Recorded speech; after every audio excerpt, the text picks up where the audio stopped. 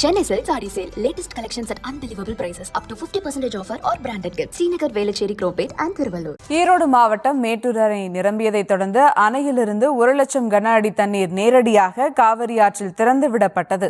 இதனால் பவானி அருகே உள்ள காவிரி நகர் குடியிருப்பு பகுதிக்குள் வெள்ளம் புகுந்ததால் பொதுமக்கள் பாதுகாப்பு முகாம்களில் தங்க வைக்கப்பட்டுள்ளனர். இதுகுறித்த கூடுதல் விவரங்களை செய்தியாளர் தங்கமணி நேரலையில் வழங்க கேட்கலாம். வணக்கம் தங்கமணி, மக்களுக்கு விடுக்கப்பட்ட எச்சரிக்கை குறித்தான முழு விவரங்கள்.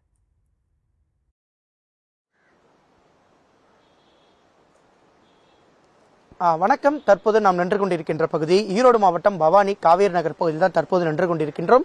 இந்த பகுதியை எடுத்துக்கொண்டால் ஆண்டுதோறும் காவிரி ஆற்றில் ஏற்படும் வெள்ளப்பெருக்கின் காரணமாக இப்பகுதியில் இருக்கின்ற குடியிருப்புகளுக்குள் நேரடியாக காவிரி ஆற்றினுடைய வெள்ள நீர் நேரடியாக புகுந்து வருகிறது. இந்த நிலையில்தான் இந்த ஆண்டும் மேட்டூர் அணை அதன் முழு கொள்ளளவான 120 அடி எட்டியுள்ள நிலையில் நேரடியாக அணையிலிருந்து வினாடிக்கு 1,00,000 கன அடி நீர் நேரடியாக திறந்துவிடப்படுகிறது. இந்த நிலையில பவானி, குமராப்பாளையம், பள்ளிப்பாளையம் போன்ற காவிரி ஆற்றின் கரையோரம் இருக்கின்ற பகுதிகளுக்கு மாவட்ட நிர்வாகத்தின் சார்பில் வெள்ள அபாய எச்சரிக்கை என்பது விடுக்கப்பட்டிருக்கின்றது. இந்த நிலையில தற்போது பவானி காவேரி நகர் கந்தன் பட்டறை எடுத்துக்கொண்டால் இங்கு சுமார் 150க்கும் மேற்பட்ட குடியிருப்புகள் இருக்கின்றது. தொடர்ந்து இங்கு மீனவர்கள் மட்டுமே இங்கு குடியிருந்து வருகின்றனர். தொடர்ந்து தற்போது நேற்றைய தினத்திலிருந்து இந்த பகுதியில் சுமார் 150க்கும் மேற்பட்ட குடியிருப்பு பகுதிகளுக்குள் நேரடியாக வெள்ள நீர் என்பது புகுந்திருக்கின்றது. தொடர்ந்து வெள்ள நீர் புகுந்திருக்கும் காரணத்தினால் பொதுமக்களுடைய உடைமைகள் வெள்ள நீரில் அழுத்திச் செல்லும் அபாயமும் தற்போது ஏற்பட்டிருக்கின்றது. தொடர்ந்து பொதுமக்கள் தங்களது வீடுகளில் இருக்கின்ற சான்றிதழ்கள் மற்றும் பொருட்கள் ஆகியவைகளை நேரடியாக எடுத்துக்கொண்டு மாவட்ட நிர்வாகம் மற்றும் நகராட்சி நிர்வாகம் சார்பில் அமைக்கப்பட்டிருக்கின்ற பாதுகாப்பு முகாம்களில் பொதுமக்கள் தங்க வைக்கப்பட்டிருக்கின்றனர். இந்த நிலையில பொதுமக்கள் விடுக்கின்ற கோரிக்கையாக பல ஆண்டுகளாக இந்த பகுதியில் நாங்கள் வசித்து வருகிறோம். தொடர்ந்து தங்களுக்கு அரசு உரிய வீட்டுமனை பட்டா மற்றும் ஒரு வீடுகளை கட்டித்தர வேண்டும். ஏனென்று குறிப்பிட்டால் ஆண்டுதோறும் ஆடி மாதம் பிறந்தாலே கடந்த 1 மாதங்களாக எங்களுக்கு தொடர்ந்து இது மாதிரியான பிரச்சனைகள் ஏற்பட்டு வருகிறது. அதனால் எங்களுக்கு ஒரு நிரந்தர குடியிருப்பினை வழங்க வேண்டும் என்று மக்கள் கோரிக்கை விடுக்கின்றனர். அதே சமயத்தில் குமராப்பாளையம் பகுதியில் திருவள்ளூர் நகர், கலைமகள் வீதி ஆகிய பகுதிகளிலும் சுமார் 200க்கும் மேற்பட்ட குடியிருப்புகளில் தற்போது வெள்ள நீர் என்பது புகுந்திருக்கின்றது. தொடர்ந்து இந்த வெள்ள நீர் புகுந்திருக்கும் காரணத்தினால் வீடுகளில் விஷ ஜந்துக்களான பாம்பு, தேல், பூரான் போன்ற விஷ ஜந்துகள் நேரடியாக வீடுகளுக்குள் வர தொடங்கி இருக்கின்றது. அதே சமயத்தில் அதிக அளவில் இந்த வெள்ள நீர் என்பது குடியிருப்பு பகுதிக்குள் சூழ்ந்து வரும் காரணத்தினால் வீட்டினுடைய சுற்றுப்புற சுவரும் இடிந்து விழும் நிலையில் தற்போது இருக்கின்றது.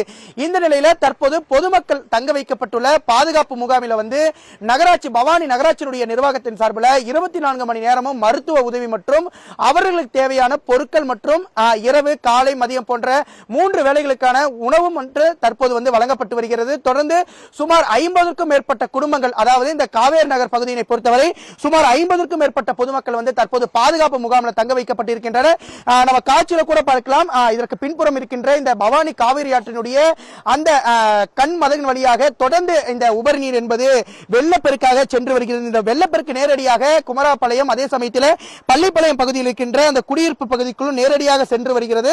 பள்ளிப்பாளையம் பகுதியை எடுத்துக்கொண்டால் நாட்டான்கவுந்தன்புரு, சந்தப்பேட்டை, ஜனதா நகர், நாட்டான்கவுந்தன் பகுதியில் இருக்கின்ற முருகன் கோவில் வீதி ஆகிய பகுதிகளில் நேரடியாக இந்த வெள்ளப்பெருக்கு நீர் என்பது சூழ்ந்திருக்கின்றது. தொடர்ந்து மாவட்ட நிர்வாகத்தின் சார்பில், அதாவது நாமக்கல் மற்றும் ஈரோடு மாவட்ட நிர்வாகத்தின் சார்பில் பொதுமக்களுக்கு ஒரு அறிவிப்பு என்பது வழங்கப்பட்டிருக்கின்றது. பொதுமக்கள் எக்காரணத்தை கொண்டும் காவிரி ஆற்றில் இறங்கவோ, துணி துவைக்கவோ, மீன் பிடிக்கவோ, அதே சமயத்தில் பரிசல் இயக்கவோ கூடாது என்று மாவட்ட நிர்வாகத்தின் சார்பில் அந்த அறிவுறுத்தல் என்பது வழங்கப்பட்டு வருகிறது.